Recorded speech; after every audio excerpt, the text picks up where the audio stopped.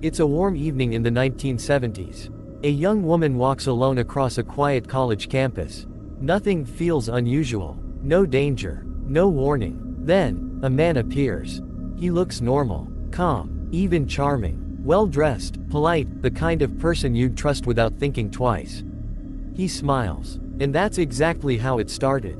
No one could have imagined that behind that smile was one of the most terrifying killers in American history. Ted Bundy wasn't what people expected a monster to look like. He didn't hide in the shadows. He didn't look dangerous. He blended in. That's what made him so deadly. In the 1970s, young women began disappearing across different states in the United States. No clear suspect. No solid evidence. Just fear spreading quietly. Witnesses gave similar descriptions. A polite man, sometimes pretending to be injured, asking for help. His name, Ted. What followed would become a nightmare that shocked the entire country. A story of manipulation, deception, and pure evil hiding in plain sight.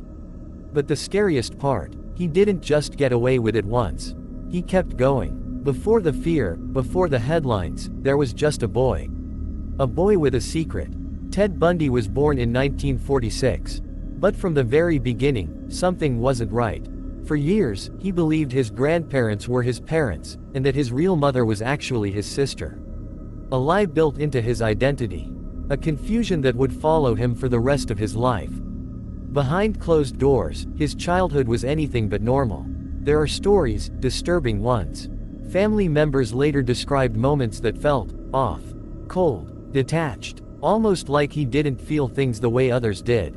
One story claims that as a child, he surrounded his sleeping aunt with knives, and simply stood there, watching her wake up in terror.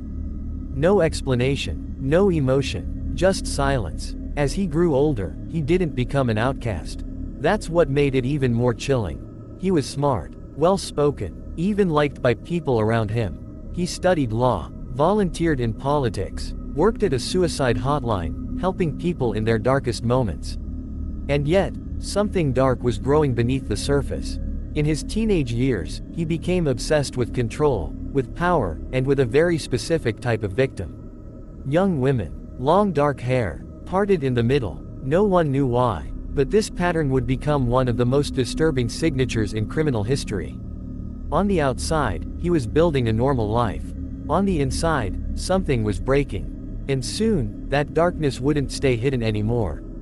It started quietly. No headlines, no panic, just disappearances. In the early 1970s, young women began vanishing in the state of Washington. College students, smart, careful, gone, without a trace. No signs of struggle, no witnesses who understood what they had just seen.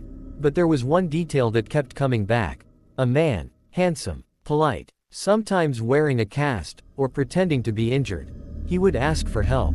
Simple things. Carrying books, loading something into his car. And because he seemed harmless, they said yes. That was his method. Ted Bundy didn't force his way in. He was invited. In 1974, everything escalated. 2 women disappeared on the same day near Lake Sammamish. In broad daylight, witnesses later told police about a man who introduced himself as Ted. He even asked multiple people for help, calmly walking around like nothing was wrong. Hours later, they were gone. Panic started spreading. For the first time, people began to realize this wasn't random. This was someone organized, someone confident, someone who knew exactly what he was doing. Police created a sketch. But here's the terrifying part. It looked like anyone. Meanwhile, the man responsible continued his life as if nothing had happened. Smiling, talking, blending in, hunting. By now, fear had a pattern. Young women, same appearance, same method, and one name kept surfacing, Ted. Police across different states started noticing something chilling. These weren't isolated cases. They were connected. A sketch was released, tips started pouring in, and then something unexpected happened. People who knew him recognized the face. A girlfriend, friends, even coworkers. They all reported the same person, Ted Bundy. But here's the problem, he didn't fit the image of a killer. He was educated, charming, studying law. To many investigators, it seemed impossible.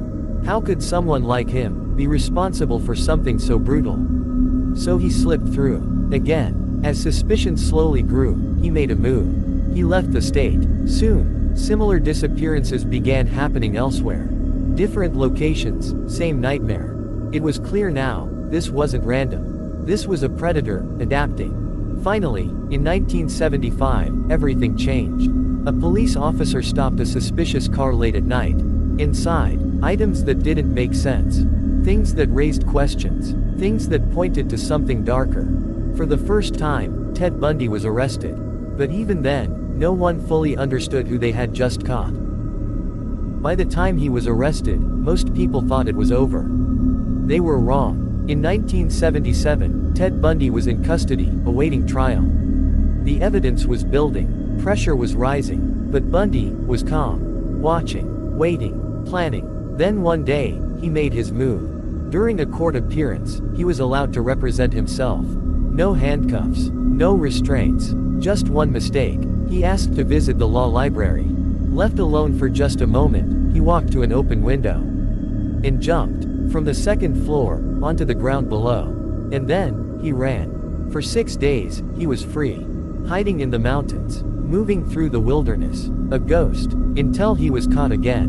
But here's where it gets insane. That wasn't the end, that was just practice. Back in jail, this time under tighter security, he started preparing something bigger. He stopped eating, slowly losing weight, day by day, becoming thinner. Until one night, he squeezed through a small hole in the ceiling of his cell. Crawled into the space above, and disappeared. No alarms. No one noticed. He walked out of the prison like he was never there. This time, he didn't stay nearby. He fled across the country. And while authorities were still trying to understand how he escaped, Ted Bundy was already somewhere else. Free again. After his second escape, Ted Bundy was no longer careful. He was desperate, reckless, and more dangerous than ever. He fled to Florida. A new place, new faces. No one knew who he was. For a moment, it looked like he had disappeared. Then, in January 1978, everything exploded. Late at night, inside a college sorority house, something unthinkable happened. Students were asleep. The house was quiet. No warning. Within a short span of time, multiple young women were attacked. Others in nearby rooms had no idea what was happening. It was fast, silent, terrifying. This time, it wasn't the same calculated predator from before. This was chaos, loss of control, and for the first time, he made mistakes. Witnesses noticed things. Descriptions became clearer. Evidence started to build faster than ever before. Days later, he attacked again. But this time, he didn't get away clean. The man who had avoided capture for so long was starting to lose his grip. Then came the moment that ended it all. A police officer spotted a suspicious man driving a stolen vehicle.